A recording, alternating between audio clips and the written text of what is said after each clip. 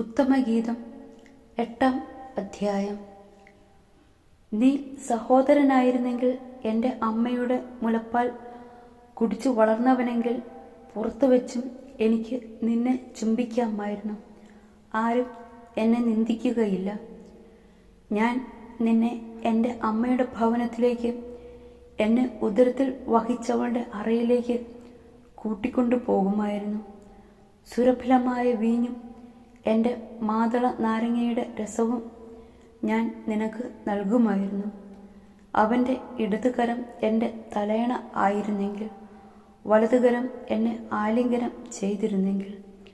മണവാളൻ: Jerusalem പുത്രിമാരെ, ഞാൻ കെഞ്ചുന്നു, സമയമാകും മുമ്പ് നിങ്ങൾ പ്രേമത്തെ തട്ടി ഉണർത്തരുത്, ഇളക്കി വിടരുത്. ഗാനം 6 തോഴിമാർ. ആത്മനാഥനെ ചാരി വിജനപ്രദേശത്ത് നിന്ന് വരുന്ന ഇവൾ ആരാണ്?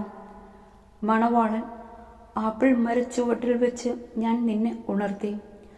അവിടെ നിന്റെ അമ്മ ഈറ്റുനോവ് അനുഭവിച്ചു നിന്നെ പ്രസവിച്ചു. നിന്നെ പ്രസവിച്ചവൾ അവിടെ വെച്ചാണ് പ്രസവവേദന അനുഭവിച്ചത്.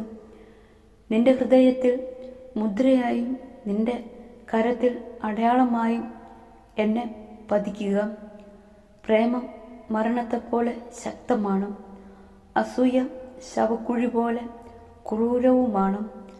അതിൻ്റെ ജ്വാലകൾ തീജ്വാലകളാണ്, അതിശക്തമായ തീജ്വാല.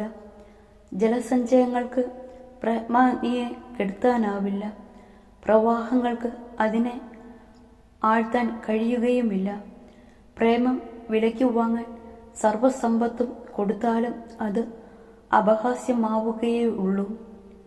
സഹോദരന്മാർ: നമുക്ക് ഒരു കുഞ്ഞു സഹോദരിയുണ്ട്, അവളുടെ സ്തനങ്ങൾ വളർന്നിട്ടില്ല. നമ്മുടെ സഹോദരിക്ക് വേണ്ടി വിവാഹാലോചന വരുമ്പോൾ നമ്മൾ എന്തു ചെയ്യും? അവൾ ഒരു മതിലായിരുന്നെങ്കിൽ ഒരു വെള്ളിഗോപുരം പണിയാമായിരുന്നു.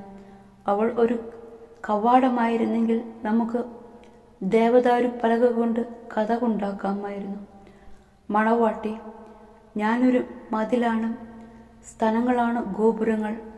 അപ്പോൾ അവൻ്റെ ദൃഷ്ടിയിൽ ഞാൻ സമാധാനം കണ്ടെത്തി. മണവാളൻ: സോളമന് ബാൽഹോമോണിൽ ഒരു മുന്തിരിത്തോട്ടമുണ്ടായിരുന്നു. അവൻ മുന്തിരിത്തോട്ടം പാട്ടത്തിന് കൊടുത്തു. ഓരോരുത്തരും 1000 വെള്ളി നാണയങ്ങൾ പാട്ടം കൊടുക്കേണ്ടിയിരുന്നു. എൻ്റെ മുന്തിരിത്തോട്ടമാകട്ടെ എൻ്റേത് മാത്രമാണ്. സോളമൻ: നിനക്ക് 1000 ഉണ്ടായിക്കൊള്ളട്ടെ, കൃഷിക്കാർക്ക് 200 ഉണ്ടായിക്കൊള്ളട്ടെ. ഉദ്യാനത്തിൽ വസിക്കുന്നവളെ, എൻ്റെ തോഴിമാർ നിന്റെ സ്വരം ശ്രദ്ധിച്ചു കേൾക്കുന്നു, ഞാനും അത് കേൾക്കട്ടെ.